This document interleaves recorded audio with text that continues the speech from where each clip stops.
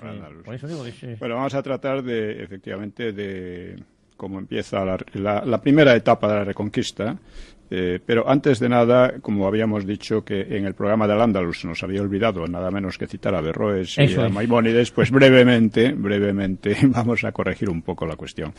Estos son las dos principales figuras culturales, pensadores de Al-Ándalus.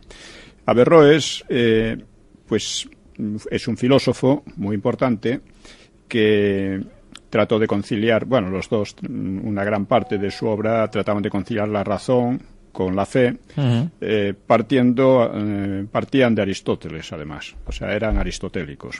Y esto hizo que a Averroes le consideraran, otros musulmanes lo consideraran un hereje, con lo cual quemaron o destruyeron muchos de sus libros, y curiosamente la mayor parte de las obras que han llegado han sido en traducciones hebreas y latinas y hebreas. Curioso, pero no en árabe.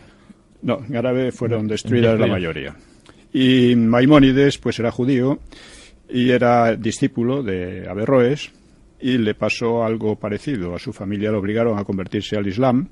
Él se marchó de Al-Ándalus, escapando prácticamente, hasta que recaló en Egipto, donde era un médico afamado, ¿no? Y tanto Maimónides como Averroes han influido mucho, sobre todo en la cultura europea occidental. Es decir, sus obras contribuyeron a desarrollar la propia cultura europea occidental, mientras que los propios judíos también consideraron hereje a Maimónides, y hubo bastante gresca entre ellos, ¿no? Sí. Bueno, dicho esto, vamos con con esto otro. Pero es importante recordar a Averroes y Maimónides, que por un lado o por otro sus religiones... Sí, no les gustaba... esto pasaba también entre los cristianos, pero menos. O sea, la cuestión de la herejía en el Islam podía ser castigada muy, muy duramente en aquella época. Y ya digo, verdaderamente fueron unos pensadores que quienes los aprovecharon fueron los europeos occidentales, fueron los países cristianos, fue la cultura cristiana, ¿no? Influyeron, por ejemplo, en Santo Tomás de Aquino, mientras que allí pues quedaron prácticamente olvidados. Tema que nos ocupa hoy, el comienzo de la Reconquista, con personajes de leyenda, por decirlo de alguna manera, porque hay gente que todavía no sabe que el Cid existió de verdad. Sí, pero no vamos a tratar del Cid. No. Sino desde los comienzos hasta el año 1000 aproximadamente, que coinciden con lo que se suele llamar la Alta Edad Media. En mi libro Nueva Historia de España, pues he puesto bastante en cuestión esta división de edad antigua, media, moderna y contemporánea, porque es completamente absurda, y además algunos la aplican no solo a Europa, sino al conjunto del mundo, ¿no? Es absurdo decir que la antigüedad integra tanto a la civilización egipcia como la griega como la romana. En fin, no tiene pies ni cabeza. Y contemporáneas son todas las edades para los que viven en ellas. En el momento. Claro. Es la idea de que la historia se va desarrollando hasta que llega a nosotros, que es su culminación. Esa es la idea de donde... Sí, porque además esta división en Hispanoamérica o en América del Norte sería imposible. No tiene nada que ver. Entonces yo he propuesto otra división que sería ceñida a Europa nada más, porque no se puede hacer las mismas divisiones para culturas muy distintas, ¿no? Y que sería edad de formación, es la época de romana, porque es donde se forma la cultura europea realmente. Edad de subsistencia, más que subsistencia, o sea, la edad en que Europa tiene que afrontar una serie de invasiones que están constantemente a punto de supervivencia, ¿no? Es una edad de supervivencia. Allá sigue una edad de asentamiento, cuando ya a partir del año 1000, cuando ya, digamos, los países europeos cogen fuerzas, desarrollan una cultura muy fuerte, etcétera, ¿no? Y luego vendría la edad que correspondería básicamente a la edad moderna, que sería la edad de expansión, cuando, sobre todo desde la península ibérica, pero luego desde otros países, la cultura europea se va extendiendo por todo el mundo, ¿no? Por medio de conquistas, colonización, etcétera. Vendría luego la edad de apogeo, que es a partir de la Revolución Industrial, cuando Europa se convierte en un poder absolutamente superior a cualquier otro que haya, poder militar, político y también cultural, y que dura hasta el año 1945. En 1945 empieza una época de decadencia que no sabemos si durará mucho o poco.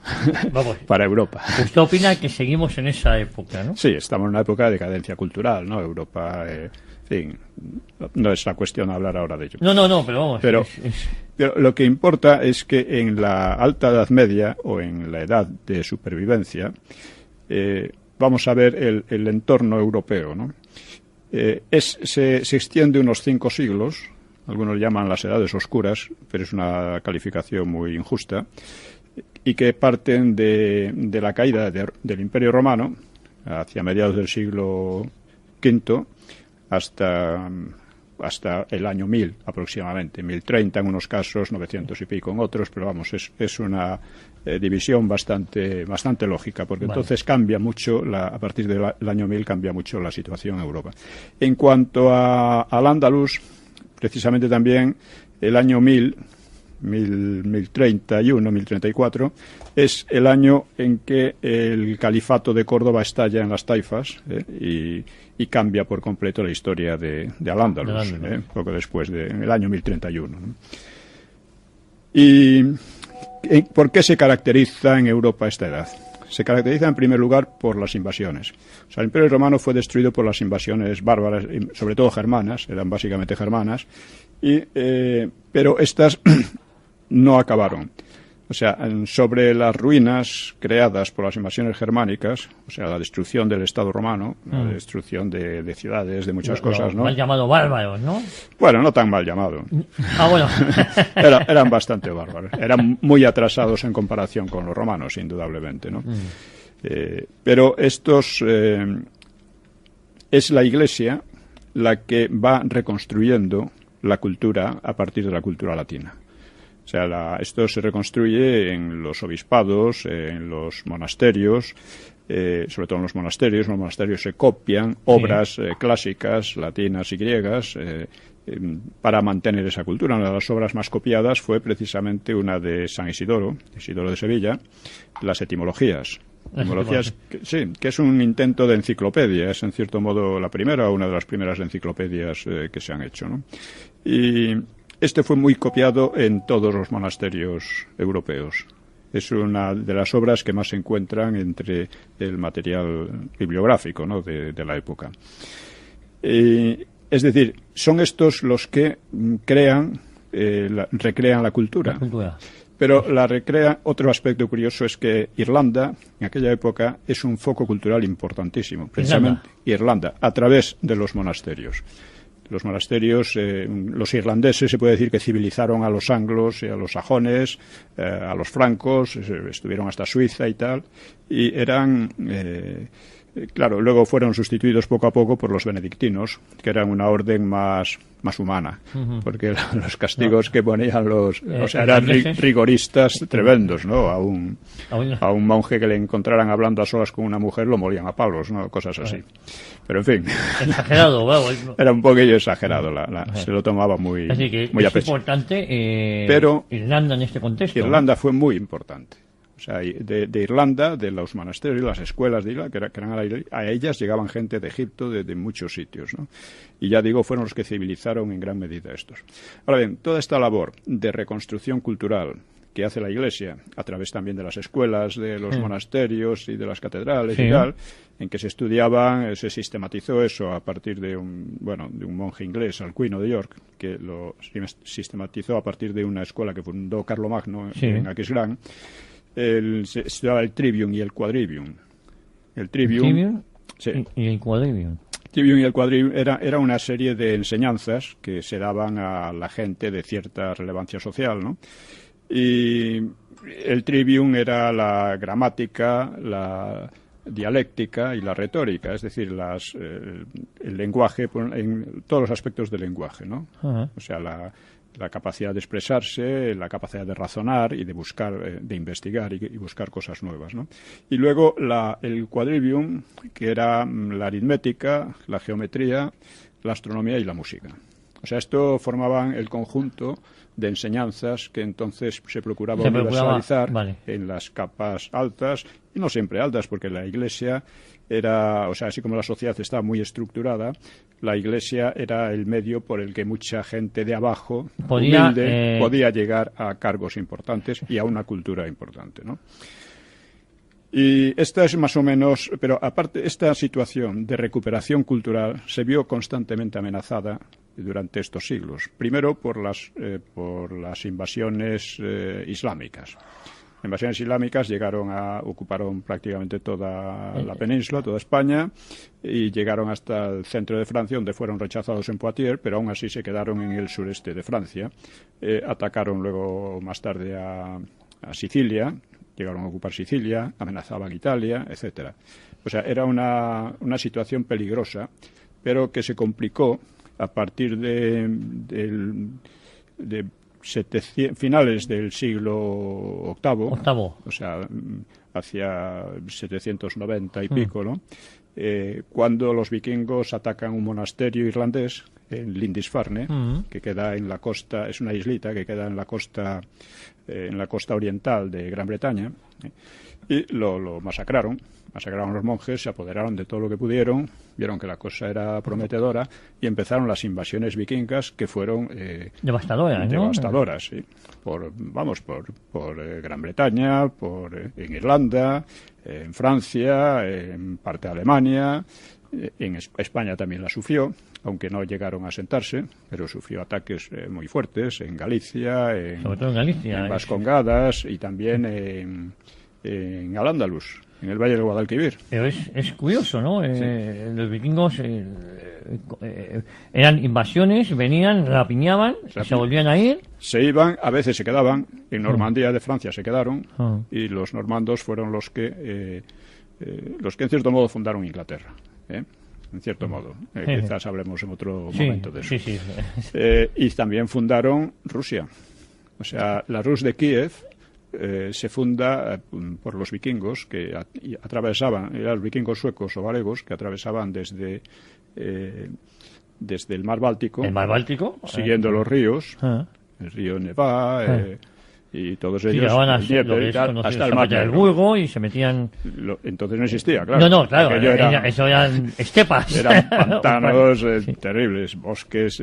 Bueno, el caso es que llegaron a Kiev y a Novgorod, y en los dos sitios fundaron estados que se consideran el origen de Rusia.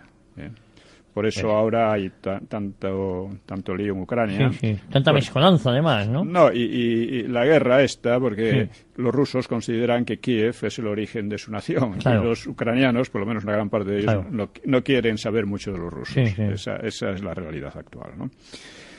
Hubo, como digo, estas tremendas invasiones que condicionaron todo el desarrollo. En España, la invasión que condicionó el desarrollo fue la invasión islámica, que fue en el 711, como bien sabemos. La caída de España para transformarse en Al-Ándalus, pues fue vivida por los españoles pues como una cosa desastrosa, como una tremenda catástrofe, que repercutió también en el resto de Europa, porque el Estado hispanogodo tenía un gran prestigio en Europa. Era uno de los estados más cultos, era uno de los estados más ricos, dentro de la pobreza general que había en Europa, ¿no? Y tenía un prestigio. San Isidoro, ya digo, el hecho de que se copiasen tanto sus obras es muy indicativo, ¿no? Es importante este punto porque ya lo hemos comentado en otros programas, que es el origen de España, ¿no? Que es el reino visigodo. El reino visigodo. Pues muchas veces piensa la gente que es a partir de 1492. No, España ya existía anteriormente. No, y otros desde final del siglo XVIII. Esto depende de cómo se quieran definir las palabras. Yo defino una nación como una comunidad básicamente homogénea en lo cultural, con un Estado. Y eso lo crean los visigodos. La base cultural la crean los romanos y el Estado lo crean los visigodos. Y eso es una nación.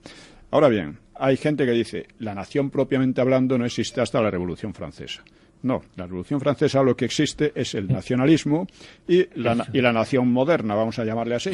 Nación contemporánea. La nación contemporánea. Sí, pero claro, como tal ya existían. Claro, no podemos negar los 18 siglos anteriores. Claro, y dentro de 50 años a lo mejor el Estado cambia y es un tipo nuevo de nación, pero sigue siendo la nación. La nación nace en aquella época. Naturalmente, si decimos que la única nación que podemos llamar nación es la que nace con la Revolución Francesa, pues sí, la Revolución Francesa lo que nace es la teoría de que la soberanía reside en la nación, reside en el pueblo. En el pueblo. Y no en el rey o en algunos, etc. Eso es lo que nace en Europa, algo parecido ya estaba en USA, ¿no?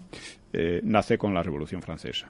Pero antes era otro Estado. Y nación. Si la nación se convierte en soberana es porque la nación existía antes, ¿sí, no? ¿De dónde sacan la...? Otra cosa es donde residía la soberanía, ¿no? Si en el pueblo o en el monarca. Claro, pero eso es efectivamente.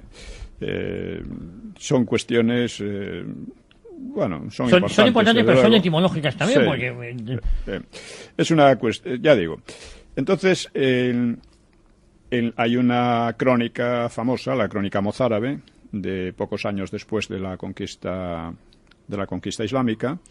La crónica mozárabe está escrita por un mozárabe, posiblemente un monje, en el año 754, es decir, 43 años después de la invasión islámica, sí, después de la invasión misma, ¿no? Y ahí se habla de la pérdida, la ruina de España, y además con un tono muy dramático, ¿no? Dicen, no hay manera de expresar en palabras lo que ha significado aquello. Es lo que viene a decir. Bien, pero ya antes había empezado la Reconquista en la batalla de Covadonga. Bueno, hay que decir también que la palabra, el concepto correcto es el de reconquista. Porque eso ahora lo tratan de poner en duda. Lo tratan de borrar, de decir que existen estados cristianos que no se sabe cómo, ni por qué, ni para qué nacen, o sea, reinos cristianos, que no son reinos cristianos, son reinos españoles, porque reivindicaban España y porque reinos cristianos había en toda Europa y no estaban aquí. Los reinos de aquí eran reinos españoles. Es decir, esa confusión etimológica entre cristianos y moros no, era entre españoles y no españoles. Españoles y andalusíes. Eso es. Esa era culturas completamente distintas, ¿no? Dado que los islámicos llegaron a ocupar prácticamente toda la península, pues los centros de la Reconquista, los centros iniciales, pues son 3, con ciertas diferencias de importancia, ¿no? Llegarían a haber 5 reinos, ¿no? Cristianos, o sea, españoles. Empieza primero en Covadonga, en Asturias. En Asturias. La verdad es que las noticias que tenemos de entonces son un poco tardías porque queda muy poco de lo que se escribió. Primero se escribiría muy poco y de lo que se escribió queda menos. Entonces hasta un poco más tarde no se habla, o sea, no se explica lo que pasó antes, pero no hay ninguna razón especial para pensar que es una leyenda falsa. El primero, ya digo, es Asturias. El segundo es la marca hispánica que crean los francos en los Pirineos. A lo largo, ellos tratan de crearlo, de llegar hasta el Ebro, pero no lo consiguen. Entonces se crean una serie de condados dependientes de los francos, hasta 15 condados, entre el norte de lo que es actualmente Cataluña. Ellos querían hasta el Atlántico, hasta el Cantábrico, ¿no? Pero fueron derrotados en la famosísima batalla de ¿cómo se llama, hombre? De Roncesvalles. Por los vascos, probablemente una alianza de vascos y musulmanes. Y entonces toda la parte que llega al Cantábrico y Navarra, etcétera, no quedaron, o sea, no fueron parte de la marca hispánica porque no quedaron bajo el poder de los francos. La marca hispánica esencialmente se extiende por Aragón, el norte de Aragón, el norte de la actual Cataluña. Aragón es un término que ya es muy antiguo, mientras que Cataluña es un término mucho más reciente. Mucho más moderno. Bueno, Cataluña no se empieza a hablar de Cataluña hasta el siglo XII o por ahí. En cambio, Aragón, desde muy pronto se habla de Aragón. Tampoco se habla de Navarra, se habla de Pamplona, el reino de Pamplona, que es lo que se crea allí. Se llamó Reino de Navarra mucho después, ya en la Baja Edad Media o en la Edad de Asentamiento. Sí, ¿no? Es curioso para aquellos que reivindican determinadas historias, situarnos. Es decir, no se hablaba del Reino de Navarra, sino del Reino de Pamplona. El Reino de Pamplona. Y el Reino de Cataluña llega mucho... No el Reino de Cataluña, sino el concepto de Cataluña nunca existió. No, sí, el reino nunca existió. Nunca existió. Y o sea, Cataluña aparece con ese nombre y se habla de catalanes, además, en documentos italianos, curiosamente, ya en el siglo XII. Es curioso, en la Cerdeña se habla o tienen... utilizan la Sendiera también, Bueno, hay un sitio porque perteneció al Reino de Aragón. Sí. O sea, la Señera, las 4 barras son del Reino de Aragón. También en Valencia. Hay un pequeño pueblo en Cerdeña que se llama Alguero que habla en catalán. Yo he estado ahí. ¿no? Sí. ¿Ah, sí? Sí, por eso lo digo. Muy bien. Bueno, ya digo, nosotros la invasión que nos tocó fue, bueno, he olvidado mencionar entre las invasiones las de los húngaros y las de los eslavos, que ocuparon el este, no llegaron al centro mismo de Europa nunca, pero los húngaros sí. Los húngaros amenazaron a Francia y parece ser que en alguna incursión llegaron hasta los Pirineos. Pero vamos, fue otra invasión de estas muy peligrosas, sí. ¿No? Muy peligrosas. Como digo, se crean estas 3 focos, la marca hispánica, el Reino de Pamplona y Asturias. Y Asturias. Bien, el Reino de Asturias dura prácticamente toda la época esta, la Alta Edad Media o Edad de Supervivencia. A partir de entonces pasa a ser el Reino de León. Asturias. Sí, Asturias, la capital, pasa a León y se convierte en el Reino de León. Pero hay una diferencia muy importante entre estos 3 focos, y es que el más expansivo y el más fuerte y el más reivindicativo es el de Asturias, mientras que la marca hispánica llega a Barcelona, pero no consigue llegar al Valle del Ebro, llega a Barcelona y en el resto queda muy ceñida a los Pirineos. Y allí permanece así hasta la Baja Edad Media, hasta el cambio de edad. Y mientras que Navarra, o sea, Pamplona, también permanece inactiva en gran medida, o sea, con poca actividad, porque además había un problema con unas veces de acuerdo y otras desacuerdo con la zona del sur de Navarra, que estaba estaba dominada por una dinastía, los Banu Qasi. Los Banu Qasi eran una dinastía creada por un duque visigodo, un noble visigodo, que había aceptado el Islam y colaboraba con el Islam, aunque al mismo tiempo estaba siempre mantenía una autonomía con respecto a Córdoba, y estaban siempre en rifirrafes, porque ya hemos dicho que Al-Ándalus era una guerra civil casi permanente, ¿no?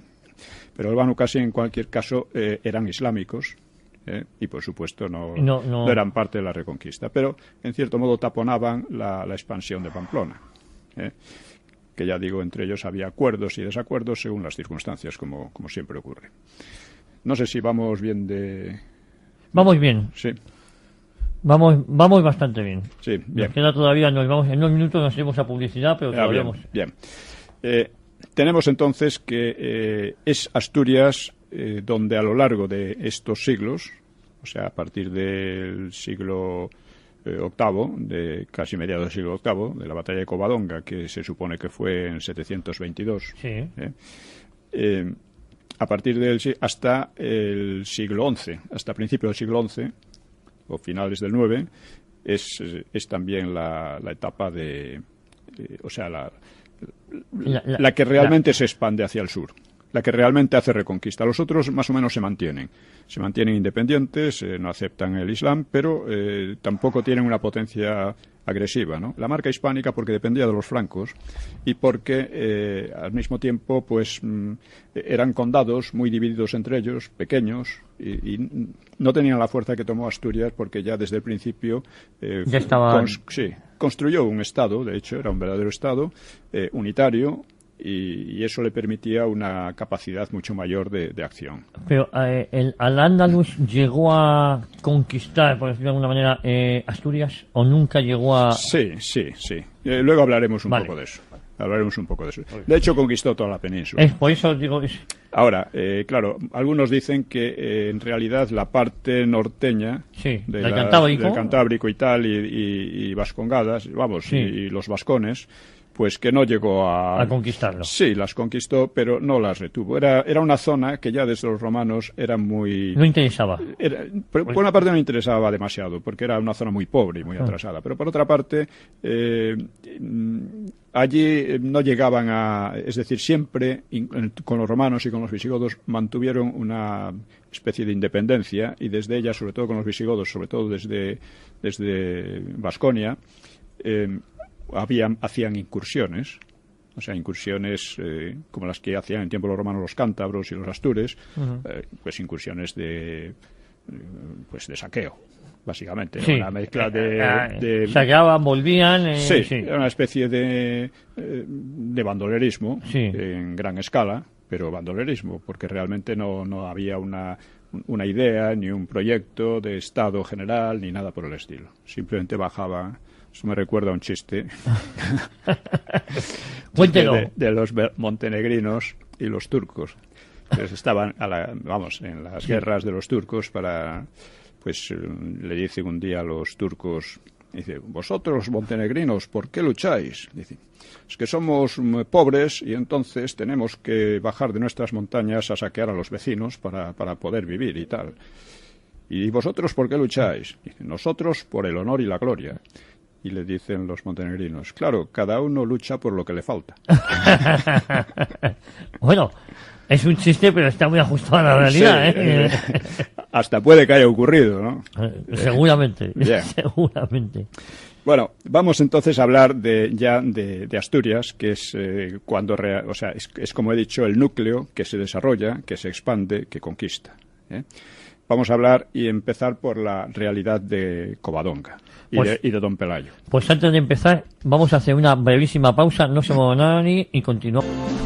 Pues continuamos aquí en cita con la historia, en cita con Don Pío Moa, y nos habíamos quedado justo en el momento en que empieza la Reconquista.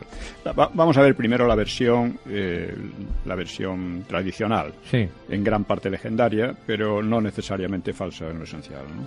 O sea, en las montañas del norte parece que se habían refugiado algunos nobles godos y romanos, y entre ellos estaba Pelayo, que era un espatario de don Rodrigo, y Pelayo era enemigo de los vitizanos, porque estos habían asesinado a su padre, que se llamaba Fávila o Fáfila o Favila. Fávila. Sí, y habría huido a Toledo con parte del tesoro, Pelayo.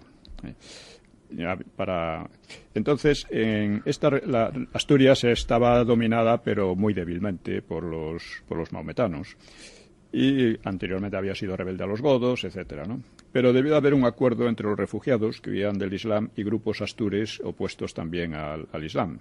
Según la leyenda, el gobernador árabe de Asturias, que se llamaba Munuza, se enamoró de Adosinda, hermana de Pelayo, y este rechazó el enlace. Fue apresado y enviado a Córdoba, se fugó, volvió al norte, y allí fue cuando empezó la rebelión. La rebelión. Sí. Para someterlo, Munuza, que era el gobernador de Asturias, ¿no? Envió un destacamento al mando del general Alcama. Con Alcama pues iba un obispo vitizano que se llamaba Don Opas, uno de los traidores, como Don Julián, ¿no? Y que debía de tratar de convencer a los rebeldes. El encuentro se dio en Covadonga, más o menos en una fecha inicial, quizás hacia el 718, y 7 años después de Guadalete, o poco más tarde, o 722. Es difícil decirlo exactamente. No, muy poco después de cuando se inicia la invasión en el 711. Claro. Y entonces comenzó el célebre diálogo entre Opas y Pelayo. El obispo le dijo: trabajas en vano. ¿Y cómo podrás resistir en esta cueva si España y sus ejércitos, unidos bajo el poder godo, no pudieron resistir al ímpetu ismaelita? Atiende mi consejo, retírate a gozar de los muchos bienes que fueron tuyos, en paz con los árabes como hacen los demás. Pelayo no le gustó la oferta, del colaboracionista y le dijo: no quiero amistad con los sarracenos ni sujetarme a su imperio, porque ¿no sabes tú que la Iglesia de Dios se compara a la luna, que estando eclipsada vuelve a su plenitud? Confiamos pues en la misericordia de Dios, que de este monte que ves saldrá la salud para España. Tú y tus hermanos, don Julián, ministros de Satanás, determinasteis entregar a estas gentes el reino godo, pero nosotros, teniendo por abogado ante Dios Padre a nuestro Señor Jesucristo, despreciamos esa multitud de paganos. La conversación es casi seguro que es una invención posterior, es casi seguro, ¿no? Pudo haber algo parecido. A veces entre los ejércitos a veces se hablaban antes de trabar combate, ¿no? Pero de todas maneras, sea como sea, lo que refleja la conversación es la pura realidad. Como el obispo está a favor de los... y la realidad del momento, dice, porque la hueste de Pelayo eran 4 gatos, como así decir, que se apoyaban en el escabroso terreno de la zona. Y pues consiguió aniquilar a sus enemigos, ¿no? Que un número ignorado, bueno, la leyenda los multiplica por cientos, ¿no? Pero vamos, debía ser más bien una escaramuza que una gran batalla, pero bueno... es el origen, Es el origen, ¿no? Munuza, pues... o sea, la realidad, ya digo, es que era... si te rebelas, lo más probable es que pierdas. Y además te están ofreciendo una colaboración que vas a estar muy bien y, sin embargo, es rechazada, Es decir, esa era la realidad real. Esa es la realidad. Tenía la posibilidad y, sin embargo, se rebeló, ¿no? Porque otros godos, otros muchos nobles y gente aceptaron al Islam. Asumieron o sea que la leyenda, aunque resulta verosímil que hubiera allí una batalla, no tan grande como se dice. No se les pedía que renegaran de su fe y se pasaran al Islam, pero sí que por lo menos... No tenían por qué renegar. No tenían por qué. No. A los nobles muchas veces, algunos sí renegaban, y antes o después renegaban todos, claro, pero muchos de ellos no podían seguir con sus riquezas, con su religión y tal, porque esto pasaba también cuando Carlos Martel derrota en Poitiers a los musulmanes, tiene que bajar hacia el sur de Francia porque allí estaba pasando lo mismo que en España. Es decir, un montón de nobles estaban pactando con los musulmanes para quedarse con sus bienes, pero sometidos al poder musulmán. Y sea como sea, o sea, es indudable que en Covadonga saltó la chispa de una rebelión que, curiosamente, y aquí es muy importante esto porque, por ejemplo, voy a hablar de dos personajes que han tratado un poco de cambiar la historia, ¿no? Es Barbero y Vigil. Estos han escrito un libro sobre la base social de la Reconquista,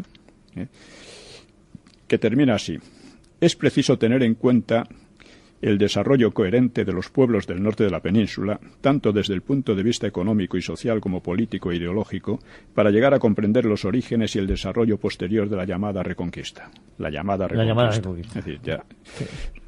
Bien. El libro lo que analiza es que no pudo haber reconquista desde allí. Dice, aquellos eran unos pueblos que no habían sido nunca sometidos, que estaban siempre en plan más o menos independiente y que eran sumamente atrasados, sumamente pobres. Esto es verdad. Todo esto es verdad en gran parte. Pero no es que no estaban romanizados, aunque no profundamente, eran los menos romanizados de la península. Estaban... Es curioso eso también, ¿eh? Sí, porque era una zona muy montañosa, allí no era difícil llegar, no tenía interés económico, entonces mantenían en gran parte eran paganos, fueron paganos durante mucho más tiempo que el resto de España, etcétera, ¿no? Pero claro, si uno se fija en esos aspectos y no en el hecho de que estaban algo romanizados, algo cristianizados, y que aunque mantenían una gran autonomía, allí había unos duques visigodos que eran los que tenían cierto poder, por lo menos, ¿no? Efectivamente. Es decir, se apoyaban en fortalezas que estaban por allí, pero esto era lo que había. Si tú partes de la idea de que aquella gente no tenía que ver ni con España, ni con los godos, ni con el cristianismo, no puedes explicar la Reconquista, porque la Reconquista se hace justamente con los valores contrarios. Eso es. Por eso digo que es curioso, ¿no? Claro. La zona menos romanizada, menos que formaban parte Sí. del imperio, Sí. de la influencia visigoda, Sí. al final es donde nace. Es donde nace. Pero eso solo se explica porque probablemente la leyenda es bastante real. Un noble o varios nobles visigodos, y apoyándose en gente cristianizada de allí, etcétera, pues emprenden la lucha contra el Islam. Porque de otra manera lo que habría resultado sería simplemente incursiones de saqueo, que era lo único que eran capaces de hacer antes aquellos pueblos. Pero a partir de entonces hay ya una idea, o sea, la política de don Pelayo y sus sucesores es ya una política de Estado, a pesar de que era un Estado paupérrimo, pero es una política de Estado, no es una de vamos a saquear ahora a los de allá abajo. Era con un fin. Era con un fin político de gran amplitud. Barberio es como tantísimos otros, tiene mucho prestigio en muchos medios, pero vamos, no explica. Es la explicación que no explica, que es imposible explicarlo. O sea, de allí, tal como él describe la situación, no puede ser. No puede haber salido un programa de reconquista, que él no le quiere llamar reconquista, la llamada reconquista, pero no puede salir un plan político general como el que se genera. Porque ya digo, desde un principio hay una capital, hay una política de alianzas con otros grupos del norte, hay una política de expansión, no de incursión de saqueo, de expansión real. Y esto, claro, es lo que cambia todo. O sea, hay que decir que todas estas elucubraciones se basan en la escasez de fuentes. Indudablemente de aquella época tenemos muy pocas fuentes, están envueltas en leyendas, exageradas muchas veces. Claro, todo esto es verdad. Pero lo que es verdad también es que el resultado está claro. Hoy en España hablamos español, no hablamos árabe, no hablamos tampoco las lenguas que podían quedar en las montañas de Baskonia y del resto. Nuestra cultura es la cultura romana, no es la... No hay duda. Y eso nace de allí. Nace de allí por una casualidad histórica, porque solo pudo nacer allí. Y además, don Pío, lo hemos comentado en algún otro programa, es la poca herencia cultural que nos ha quedado el Islam después de casi 8 siglos aquí, ¿no? Sí. Eso es muy poco. Existe algo, pero no es pero algo arquitectónico, pero no existe, ni hablamos su lengua, ni no conocemos sus costumbres, no. Entonces, hay también otra... Claro, hay otra cuestión que se ha abierto sobre la personalidad de Pelayo, ¿no?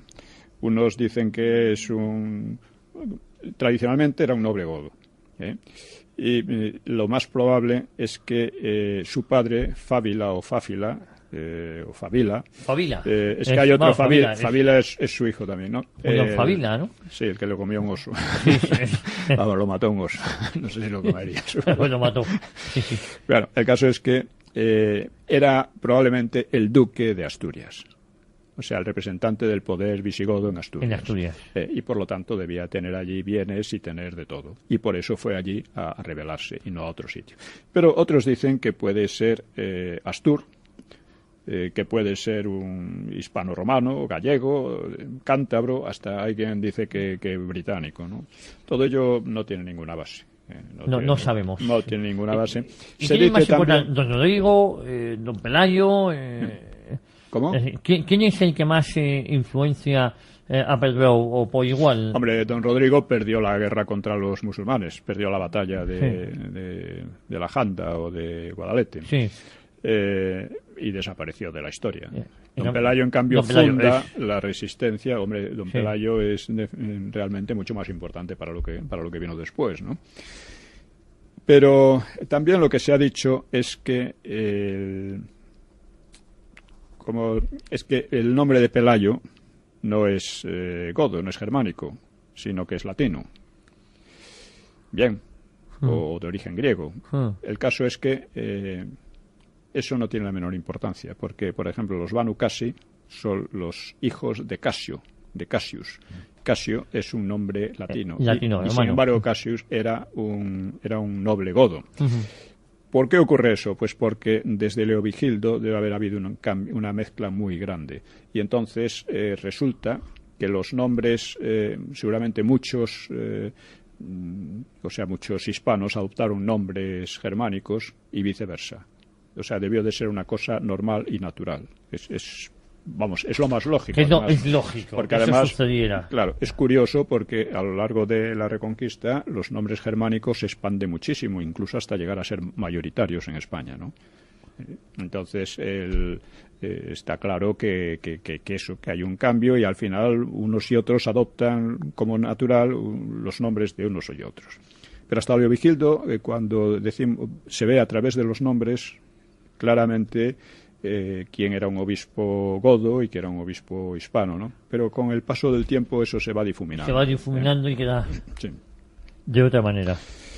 Y bueno, por supuesto, sabemos además que eso ocurrió porque están también las crónicas árabes. Las crónicas árabes, el Akhbar Majmua, pues habla precisamente de la rebelión de Pelayo. Lo llama Belay. Y le llama 30 asnos salvajes, le llama asnos salvajes. Dice que fueron allí, se rebelaron, pero dijeron, 30 asnos salvajes, ¿qué daño pueden hacernos? Pero después admite que aquel desprecio le saldría caro, pues los insurgentes se convertirían en un grave problema. Y tan grave que fue, ¿no? Bueno, o sea que mi punto de vista es que básicamente pudo ser cierta la historia tradicional.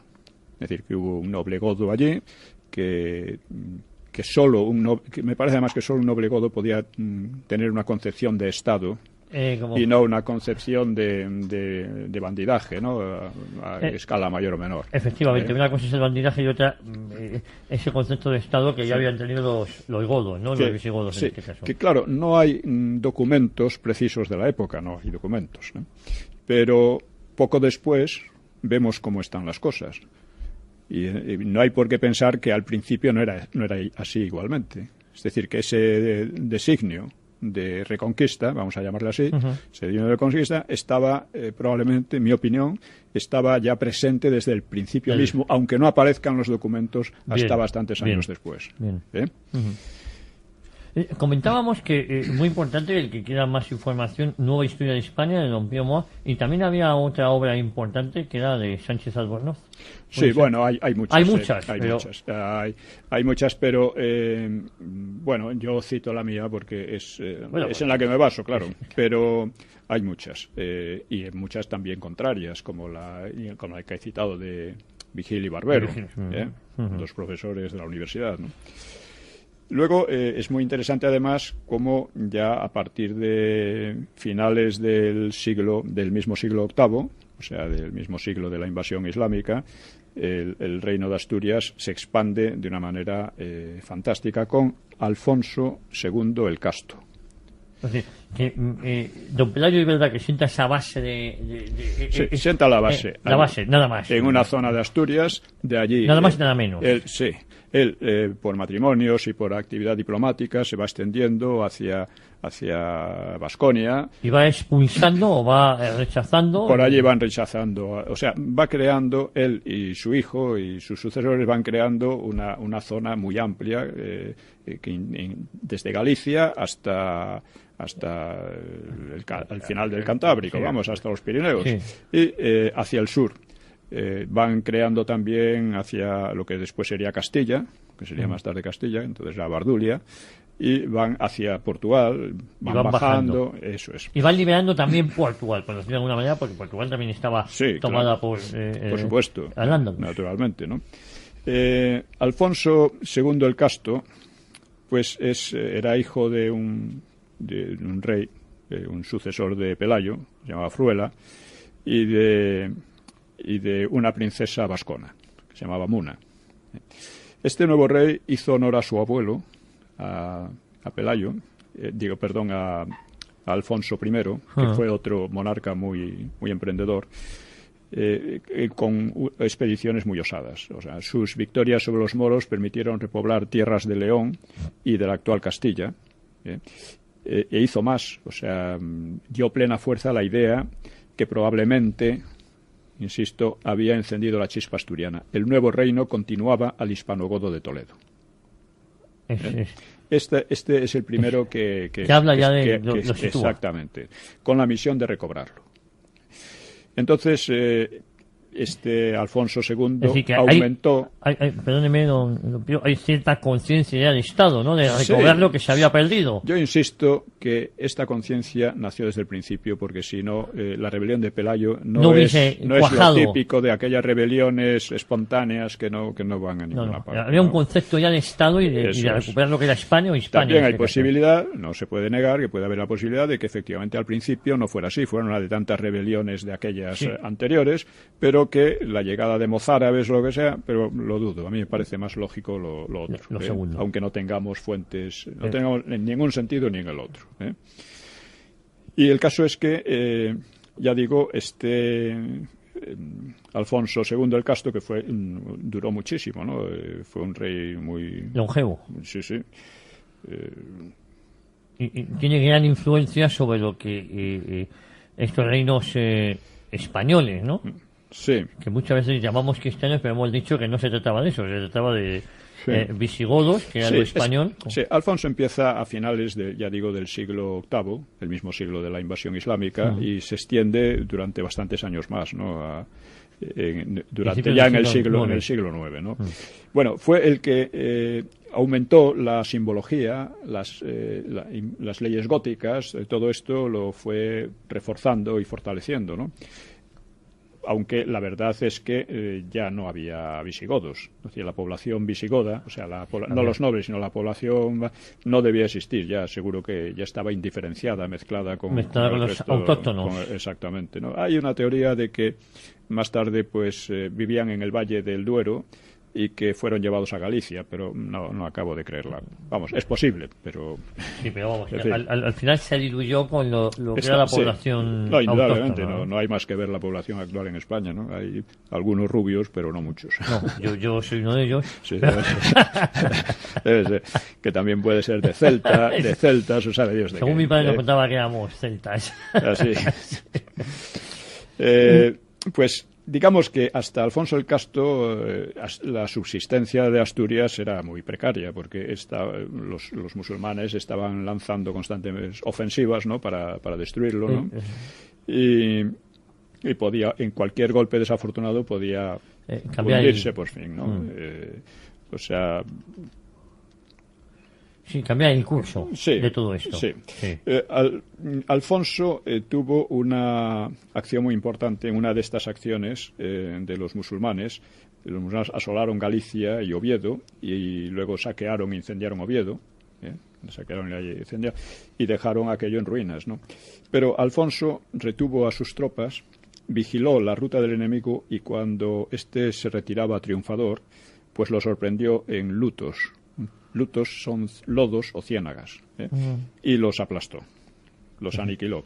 Fue paciente y acabó con ellos. Fue sí, era un buen estratega, sin duda alguna, ¿no? O un buen táctico, ¿no? Fue una revancha parcial de la batalla del Guadalete, porque a partir de entonces ya el reino se consolida. Ya, aunque siga habiendo incursiones y ataques, incluso cuando llega Almanzor, mucho tiempo después... pero se consolida, con lo cual ya no es vuelto a ser invadido Asturias. Sí, bueno, Alfonso fue tan audaz que asaltó Lisboa, aunque tuvo que evacuarla, pero la asaltó porque estaba demasiado alejada de sus fronteras y era peligroso. Y tuvo que volver. Pero hacía unas incursiones muy, muy audaces, ¿no? Y bueno, por esa época también hubo... una polémica teológica entre Elipando, iniciada por Elipando de Toledo y Félix de Urgel, que según ellos mantenían la idea de que, más o menos arriana, incluso influida por el Islam, de que Jesucristo no era el Hijo de Dios, se hizo Hijo de Dios después al morir. Pero que hasta entonces era un hombre como los demás, ¿no? Y eso provocó una polémica en que Beato de Liébana pues los fustigó de una manera Es decir, que Tremendo, ya en ¿no? esta época... Sí, tratándolos de traidores y de todo. Había alguna división que otra. Sí, divisiones, no, eran divisiones, o sea, estos otros estaban en zona islámica, Sí. que eran mozárabes. Beato de Liébana estaba en zona cristiana. Y Que la única entonces, zona cristiana en ese momento era Asturias, ¿no? sí, Asturias, la parte del norte, sí. Eso. Asturias ya, no, era ya Ya gran era parte, el ya era el Cantábrico. norte, Eso. ya era el norte, la España cantábrica. En el libro No historia de España señala la España cantábrica y la España pirenaica. La España cantábrica fue la de la gran expansión durante esta edad que llamamos alta edad media, o que llamamos, para mi gusto mejor, edad de supervivencia, mientras que la España pirenaica queda estancada durante todo este tiempo, durante todo este periodo. Pequeñas incursiones, Sí, ataques y pero tal, queda pero estancada. queda estancada. La que empieza a tomar relevancia es esta España Sí. cantábrica. Sí, exactamente. Y bueno, hay otra cosa que es muy, muy importante y que es con Alfonso el Casto. Y es, Alfonso el Castro, que nos situamos a principios del siglo IX. Sí, aproximadamente. del siglo IX. Él gobernó durante 52 años. Muy longevo para la época. Sí, sí, sí. Y bueno, también no hay, cuando hablamos de que la edad media era de 30 años, es que la edad media era la esperanza de vida al nacer, porque Sí. y La en mortalidad gran parte infantil era por la mortalidad eso es, infantil, ¿no? Eso es. Pero no es que la gente, Pero la gente muriera una a los vez, 30 años. sí, Pero que una vez superado eso, pues podía vivir mucho más, ¿no? es importante, yo creo que en sucesivos programas, pues yo siento debilidad por el mito del Cid. Sí, bueno, ya Tenemos- hablaremos del Cid, ya hablaremos del Cid. Alfonso el Casto, pues tuvo buen trato con Carlomagno, fuera de las fronteras españolas. Sí. Fue el que trató de hacer de Oviedo una digna sucesora de Toledo. Por supuesto, no lo consiguió porque eran zonas pobres, ¿no? Pero pobló la ciudad con tropas, labriegos, artesanos, comerciantes, ¿no? Construyó allí un palacio y otros edificios, sobre todo una basílica que la incendiaron los árabes en una de sus incursiones, y a la que donó la famosa Cruz de los Ángeles. Varias fueron alzados pues más iglesias y palacios con la referencia a la basílica, que se convirtió en un centro de peregrinación y además fue el nacimiento del arte asturiano, que es un arte muy interesante, prerrománico, pero muy interesante. Podemos afirmar que a partir de Alfonso Alfonso II el Casto, recibimos ayuda de fuera de nuestras fronteras para la reconquista. No, ¿O no, fue algo muy esporádico en un momento dado? No hubo. Eran buenas relaciones diplomáticas. Pero no hubo ayuda en ningún momento. La ayuda extranjera fue la marca hispánica, que Eso la es. crearon los francos, Eso ¿no? es. Pero que allí Vale. quedó, durante mucho tiempo, quedó casi estancada, ¿no? Pero lo más importante del reinado es la peregrinación a Santiago, descubrimiento del sepulcro, atribuido al apóstol. Y eso ¿no? sí hace una fuerza moral. Bueno, en 814, un ermitaño que también se llamaba Pelayo, 100 años después de la invasión, sí, 100 más años o menos. después de 100 la años. invasión, efectivamente, afirmó que había visto resplandores en un bosque, de donde vendría el nombre de Compostela, Compostela, Compostela, Santiago de Compostela. Compostela, efectivamente. Campo de la Estrella. Fue avisado el obispo de Iria Flavia, Teodomiro, y allí descubrió el presunto sepulcro de Santiago el Mayor, identificado con una lápida. Acudió Alfonso II, el Casto, al lugar, donde hizo erigir un santuario y declaró al apóstol patrón de España, siguiendo a Beato, que en su poema había llamado a Santiago cabeza refulgente y dorada de España, defensor poderoso y patrono nuestro. Beato de Liébana. Pues importantísimo, aquí nos vamos a quedar porque ya se nos ha acabado el tiempo. Bien, Don Pío. Santiago, como era en España, se decía que en ningún otro país Dios había concedido a ningún otro país europeo que un apóstol fuera sepultado más que en España. Pues importantísimo este dato, importantísimo que estamos hablando del año 814. Sí. Para que aquellos que ponen en duda la existencia de España, ya estamos aquí hablando del 814. Y el grito de guerra, Santiago y cierra España. Santiago y cierra España, no se ha hablado de otra cosa. Santiago y carga España y ataca España, es lo que quiere decir. Don Pío, hasta el próximo domingo. Muchísimas gracias a todos ustedes, muchísimas gracias. Hasta el próximo domingo.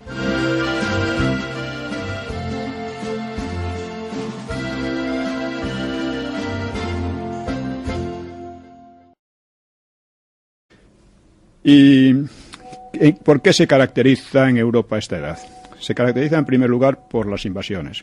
O sea, el Imperio Romano fue destruido por las invasiones bárbaras, sobre todo germanas, eran básicamente germanas, pero estas no acabaron. O sea, sobre las ruinas creadas por las invasiones germánicas, o sea, la destrucción del Estado romano, la destrucción de ciudades, de muchas cosas, ¿no? Mal llamado bárbaros, ¿no? Bueno, no tan mal llamado. Bueno. Eran bastante bárbaros. Eran muy atrasados en comparación con los romanos, indudablemente, ¿no? Pero estos... es la Iglesia la que va reconstruyendo la cultura a partir de la cultura latina. O sea, esto se reconstruye en los obispados, en los monasterios, sobre todo en los monasterios se copian obras clásicas, latinas y griegas, para mantener esa cultura. Una de las obras más copiadas fue precisamente una de San Isidoro de Sevilla, las etimologías. Etimologías, que es un intento de enciclopedia, es en cierto modo la primera o una de las primeras enciclopedias que se han hecho, ¿no? Y este fue muy copiado en todos los monasterios europeos. Es una de las obras que más se encuentran entre el material bibliográfico, ¿no?, de la época. Es decir, son estos los que recrean la cultura. Pero la recrea. Otro aspecto curioso es que Irlanda, en aquella época, es un foco cultural por todo el mundo, ¿no?, por medio de conquistas, colonización, etcétera. Vendría luego la edad de apogeo, que es a partir de la Revolución Industrial, cuando Europa se convierte en un poder absolutamente superior a cualquier otro que haya, poder militar, político y también cultural, y que dura hasta el año 1945. En 1945 empieza una época de decadencia que no sabemos si durará mucho o poco. Vamos, para Europa. ¿Usted opina que seguimos en esa época, no? Sí, estamos en una época de decadencia cultural, ¿no? Europa... Sí, no es la cuestión hablar ahora de ello. No, pero vamos. Pero lo que importa es que en la Alta Edad Media o en la Edad de Supervivencia vamos a ver el entorno europeo, ¿no? Se extiende unos 5 siglos, algunos llaman las Edades Oscuras, pero es una calificación muy injusta, y que parten de la caída del Imperio Romano hacia mediados del siglo V hasta el año 1000 aproximadamente, 1030 en unos casos, 900 y pico en otros, pero vamos, es una división bastante lógica, porque entonces cambia mucho, a partir del año 1000 cambia mucho la situación en Europa. En cuanto al Andalus, precisamente también el año 1031, 1034, es el año en que el califato de Córdoba estalla en las taifas y cambia por completo la historia de Al-Ándalus, poco después, en el año 1031, ¿no? Del mundo, ¿no?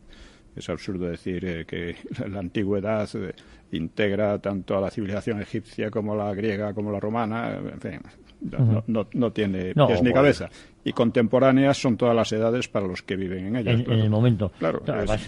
Es la idea de que la historia se va desarrollando hasta que llega a nosotros, que es su culminación. Esa es la idea de donde... Sí, porque además esta división en Hispanoamérica o en América del Norte sería imposible. No tiene nada que ver. No tiene nada que ver. No tiene nada que ver. Entonces yo he propuesto otra división que sería ceñida a Europa nada más, porque no se puede hacer las mismas divisiones para culturas muy distintas, ¿no? Y que sería edad de formación, es la época de romana, porque es donde se forma la cultura europea realmente. Edad de subsistencia, más que subsistencia, o sea, la edad en que Europa tiene que afrontar una serie de invasiones que están constantemente a punto de supervivencia, ¿no? Es una edad de supervivencia. Allá sigue una edad de asentamiento, cuando ya a partir del año 1000, cuando ya, digamos, los países europeos cogen fuerzas, desarrollan una cultura muy fuerte, etcétera, ¿no? Y luego vendría la edad que correspondería básicamente a la edad moderna, que sería la edad de expansión, cuando, sobre todo desde la península ibérica, pero luego desde otros países, la cultura europea se va extendiendo. Por eso digo que Bueno, vamos a tratar efectivamente de cómo empieza la primera etapa de la Reconquista, Pero antes de nada, como habíamos dicho que en el programa de Al-Ándalus nos había olvidado nada menos que citar a Averroes y a Maimónides, pues brevemente vamos a corregir un poco la cuestión. Estos son las dos principales figuras culturales, pensadores de Al-Ándalus. Averroes, pues es un filósofo muy importante que trató de conciliar, bueno, los dos, una gran parte de su obra trataban de conciliar la razón con la fe, partían de Aristóteles, además, o sea, eran aristotélicos. Y esto hizo que a Averroes le consideraran, otros musulmanes lo consideraran un hereje, con lo cual quemaron o destruyeron muchos de sus libros y, curiosamente, la mayor parte de las obras que han llegado han sido en traducciones hebreas y latinas y hebreas. Curioso, pero no en árabe. No, en árabe fueron destruidas la mayoría. Y Maimónides, pues era judío y era discípulo de Averroes, y le pasó algo parecido. A su familia lo obligaron a convertirse al Islam. Él se marchó de Al-Ándalus, escapando prácticamente, hasta que recaló en Egipto, donde era un médico afamado, ¿no? Y tanto Maimónides como Averroes han influido mucho, sobre todo en la cultura europea occidental. Es decir, sus obras contribuyeron a desarrollar la propia cultura europea occidental, mientras que los propios judíos también consideraron hereje a Maimónides y hubo bastante gresca entre ellos, ¿no? Sí. Bueno, dicho esto, vamos con con esto otro. Pero es importante recordar a Averroes y Maimónides, que por un lado o por otro sus religiones... Sí, no les gustaba... esto pasaba también entre los cristianos, pero menos. O sea, la cuestión de la herejía en el Islam podía ser castigada muy, muy duramente en aquella época. Y ya digo, verdaderamente fueron unos pensadores que quienes los aprovecharon fueron los europeos occidentales, fueron los países cristianos, fue la cultura cristiana, ¿no? Influyeron, por ejemplo, en Santo Tomás de Aquino, mientras que allí pues quedaron prácticamente olvidados. Nada, tema que nos ocupa hoy, el comienzo de la Reconquista, con personajes de leyenda, por decirlo de alguna manera, porque hay gente que todavía no sabe que el Cid existió de verdad. Sí, pero no vamos a tratar del Cid. No. Sino desde los comienzos hasta el año 1000 aproximadamente, que coinciden con lo que se suele llamar la Alta Edad Media. En mi libro Nueva Historia de España, pues he puesto bastante en cuestión esta división de edad antigua, media, moderna y contemporánea, porque es completamente absurda y además algunos la aplican no solo a Europa, sino al conjunto